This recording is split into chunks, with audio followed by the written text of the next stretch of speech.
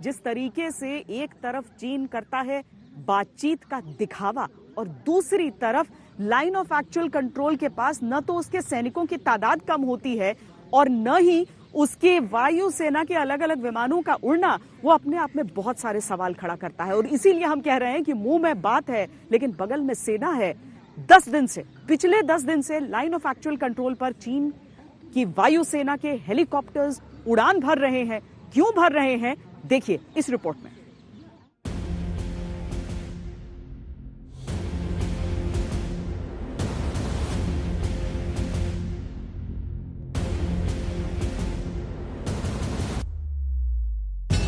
अब तो बेशर्म हो गया है चीन,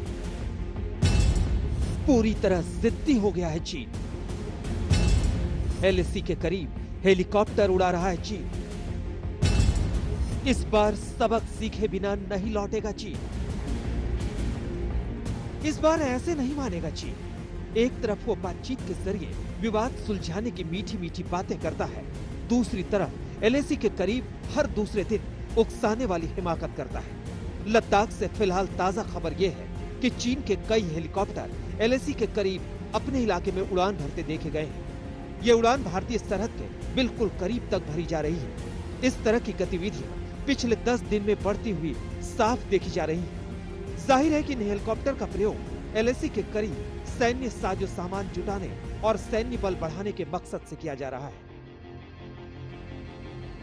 चाइनीज एयरफोर्स शायद हमें यह दिखाने की कोशिश कर रही है कि वो कितनी सुविधा से और कितनी चतुराई से हेलीकॉप्टर ऑपरेशंस बॉर्डर के उस पार कर रहे हैं, और वो सब उनकी troop deployment, troop support, health and rescue और इस तरह की एक्टिविटीज़ के लिए किया जा रहा है। लेकिन ये सब लाजमी है।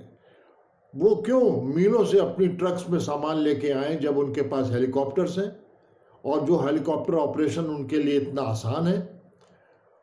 तो फिर हमें सिर्फ इस बात का ख्याल रखना चाहिए और इस बात पे ध्यान रखना चाहिए कि उनके हेलीपैड्स कहाँ कहाँ पर फैले हुए हैं, जिससे कि अगर आवश्यक हो तो भविष्य में उन हेलीपैड्स पर हम निशाना लगा के उनको नेस्तनाबूद करने का पूरा प्रयत्न करें। अभी ज्यादा दिन नहीं हुए जब चीन के लड़ाकू विमान पूर्वी लद्दाख से करीब 35 किलोमीटर दूर उड़ान भरते नजर आए थे। चीन के ये लड़ाकू विमान कुरगुनसार होटन बेस से करीब 100 किलोमीटर दूर तैनात किए गए थे। होटन चीनी एयरफोर्स का वही बेस है जहां वह बाकी देशों के साथ संयुक्त अभ्यास करता रहा है। अभी भी उसने करीब 10 फाइनल प्लेन इस बेस पर पूरी तैयारी के साथ तैनात कर रखे हैं। दरअसल जमीन के साथ साथ आसमान में भी चालबाजी करने का कोई मौका नहीं छोड़ रहा है चीन। करीब महीने भर पहले एलएसी के करीब डेरा डालने वाले चीन ने अब आसमान में फिर हिमाकत करनी शुरू कर दी है। लेकिन हिंदुस्तान पूरी तरह सतर्क है और चीन की हर हलचल पर नजर बनाए हुए है। शनिवार को मोल्डो में भारत और चीनी सेनाओं के बीच में बातचीत का भले ही कोई नतीजा न निकला हो, लेकिन चीन एक बार फिर से अपनी चालबाजियों पर उतर आया है। पूर्वी लद्दाख में चीनी सेना के हेलीकॉप्टर लगातार उड़ान भरते नजर आ रहे हैं। दरअसल ये हेलीकॉप्टर चीनी सेना को सप्लाई देने का काम कर रहे हैं।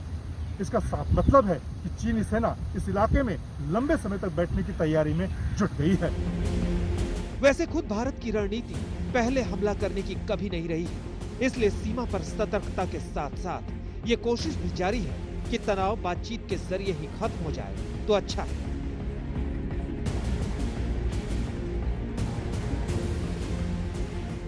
छह जून को चुशूल के पास हुई मीटिंग के बाद भी तनातनी खत्म करने के संकेत नहीं मिले तो भारत एक और हाई प्रोफाइल बातचीत की तैयारी में है, और ये सब होगा 1 इंच जमीन पर समझौता किए बिना। हिंदुस्तान की नजर चीन की हर हलचल पर है। रक्षा मंत्री राजनाथ सिंह ने सीडीएस बिपिन रावत और तीनों सेनाओं के प्रमुखों के साथ मुलाकात की और भविष्य की रणनीति पर चर्चा की। देश के पास एक सशक्त नेतृत्व भी है, सक्षम नेतृत्व भी है। देश का मस्तक कभी झुकने नहीं देंगे। यह भरोसा तो देश की जनता को है। मैं समझता हूं देश की जनता को मुझे आश्वस्त करने की जरूरत नहीं है, देश की जनता को यह भरोसा है। उधर चीन की बेशर्मी देखिए। दुनिया को दिखाने के लिए चीन मीठी मीठी बातें करता है, बातों की बातें करता है और कहता है कि सारी तनातनी बातों और मुलाकातों से ही दूर हो जाएंगी। अब आपको चीन के विदेश मंत्रालय का बयान दिखाते हैं। हफ्ते भर पहले ये साहब जब बातों की बात कर रहे थे, उसी वक्त सरहद पर चीन फाइटर प्लेन और हेलीकॉप्टर उड़ाने की शुरुआत कर रहा था। उसका फॉर्मूला एक ही है, मुंह में बात, बगल में सेना। 一直认真落实两国领导人达成的重要共识，严格遵守两国签署的有关协定，致力于维护国家主权、领土安全，维护中印边境地区的和平与稳定。 सच्चाई तो ये है कि चीन इस बार पूरी तरह घिर चुका है। धीरे धीरे भारत में आगे बढ़कर कब्जा करने की उसकी साजिश बेनकाब हो चुकी है। ज्यादा वक्त नहीं जब वो मुंह की खाकर हमेशा हमेशा के लिए अपनी सीमाओं में जा डूबेगा। दिल्ली से मंजीत नेगी के साथ आज तक को। चीन को वाकई कहा भी क्या जाए। एक तरफ जब प्रधानमंत्री नरेंद्र मोदी और चीन के राष्ट्रपति शी जिनपिंग की मुलाकात हो रही होती है तो एलएसी पर गतिविधियां हमेशा बढ़ चुकी होती हैं। ये कोई इत्तेफाक तो हो नहीं सकता। अब इसी तरीके से आज की तारीख में चीनी सेना के पुराने युद्धाभ्यास के वीडियोस को जारी करके अपनी राष्ट्रीय मीडिया के जरिए अब क्या दिखाना चाहते हैं, यानी उनका जो नेशनल मीडिया है वो कह रहा है कि देखिए चीन की सेना कितनी ताकतवर है।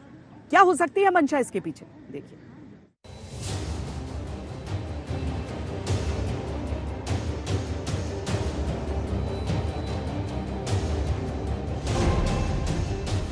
इन सैन्य तैयारियों से क्या साबित करना चाहता है चीन?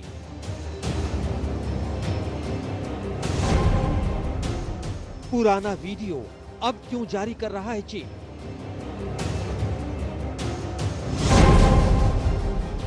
बातचीत के साथ साथ सैन्य ताकत दिखाकर नई साजिश रच रहा है चीन।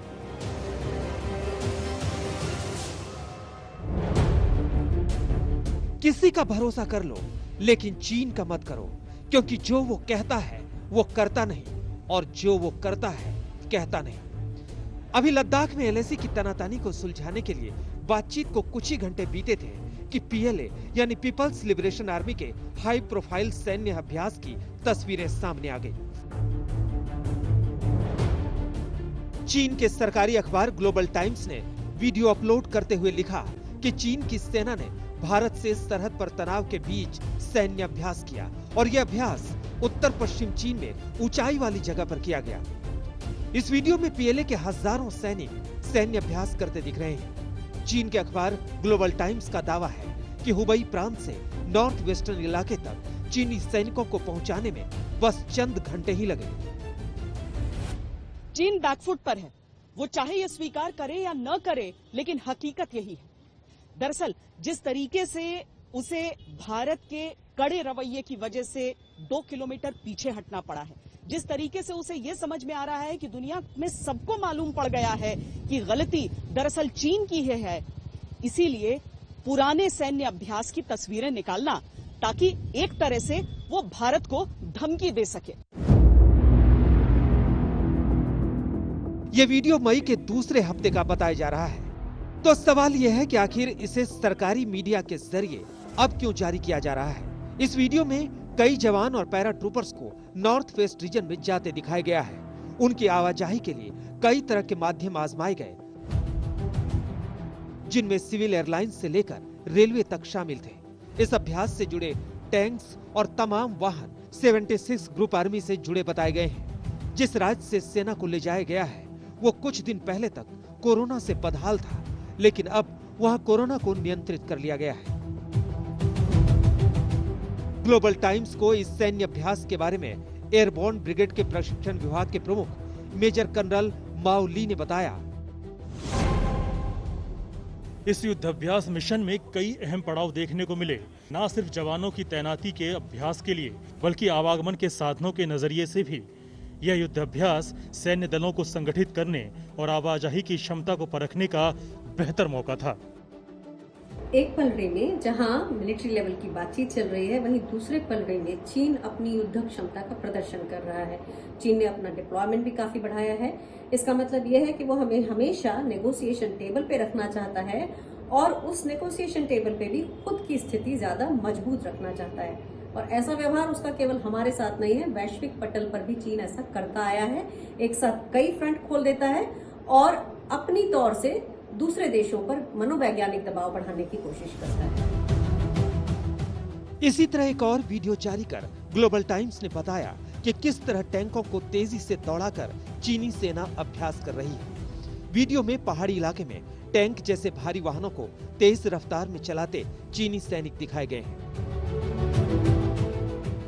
जाहिर है चीन इस तरह के वीडियो जारी कर नया माइंड गेम खेलना चाहता है। वो एलएसी के करीब घुसपैठ की चालबाजी भी करता है और जमीन से लेकर आसमान तक सैन्य ताकत दिखाने के मौके भी ढूंढता रहता है। दरअसल हिंदुस्तान की हर तैयारी देखकर वो बौखलाया हुआ है और ये वीडियो इसी बौखलाहट का नतीजा है। दिल्ली से श्वेता सिंह और मंजीत नेगी के साथ आज तक ब्यूरो। चीन के इतिहास को देखते हुए उसके पास युद्ध का अनुभव न के बराबर है। चीन इस बात को जानता है। यही कारण है कि जब भी गतिरोध की स्थिति आती है तो वो महीनों उस जगह पर, उस पोजीशन को बनाए हुए खड़ा रहता है, लेकिन युद्ध लड़ने से हिचकिचाता है। डोकलम में ऐसा ही हुआ था। 73 दिनों तक वो स्टैंड ऑफ चला था। और अब देखिए कि किस तरीके से इतने दौर की बातचीत हो गई, जिसमें पिछले दौर की बातचीत में भारत की तरफ से लेफ्टिनेंट जनरल भी थे, लेकिन कोई समाधान सामने नहीं आ रहा है। हाँ, भारत की तरफ से ये जरूर कहा गया है कि हम मामले को सुलझाने की दिशा में आगे बढ़ रहे हैं, लेकिन चीन की हरकतों से ऐसा नहीं लग रहा कि यह मामला सुलझने वाला है।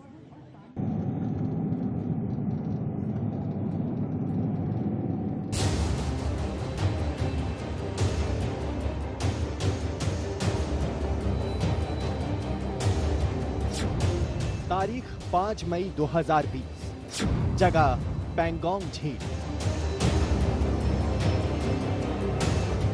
ठीक एक महीने पहले लद्दाख में एलएसी पर पैंगोंग झील इलाके के फिंगर 5 में 200 चीनी सैनिकों की मौजूदगी को देख भारतीय सैनिकों ने ऐतराज किया। रात भर टकराव के हालात रहे। असल में भारत अपने इलाके में डारबुक शायोग दौलत बेग ओल्डी सड़क को जोड़ने वाली एक सड़क बना रहा है, जिस पर चीन ने नाजायज तरीके से ऐतराज किया। इसी बात को लेकर पैंगोंग झील इलाके में टकराव हो गया। इसके बाद सिक्किम में नाथुला दर्रे के पास भी टकराव हुआ।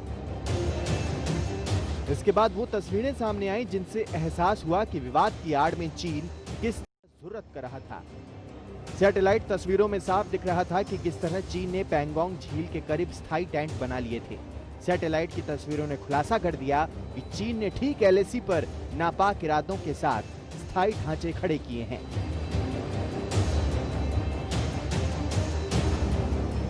इसके बाद भारत ने भी चीन को मुंहतोड़ जवाब देने की तैयारी जोर शोर से शुरू कर दी। भारत ने एलएसी पर सैनिकों की जबरदस्त तैनाती शुरू कर दी। सरहद पर भारी हथियार तैनात किए गए।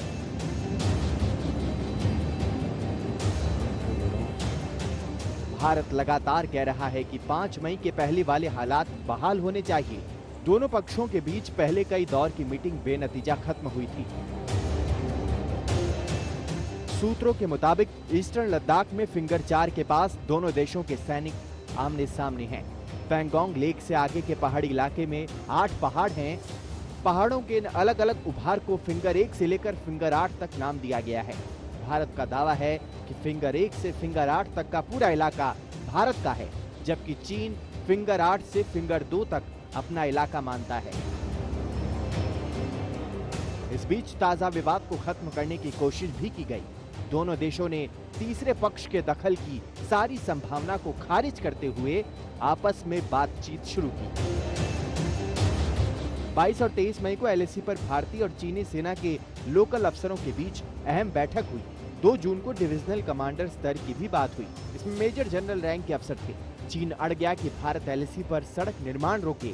भारत ने साफ इनकार कर दिया, क्योंकि सारा निर्माण भारत की सीमा में हो रहा है। 3 जून को कुछ सकारात्मक प्रगति हुई और चीनी सेना पीछे हटी। लेकिन अब भी भारत को चीन पर भरोसा नहीं है, क्योंकि धोखा देने का उसका इतिहास पुराना है। आज तक ब्यूरो। हमारी इस पेशकश में आज के लिए इतना ही। देश और दुनिया की बाकी खबरों के लिए आप देखते रहिए आज तक।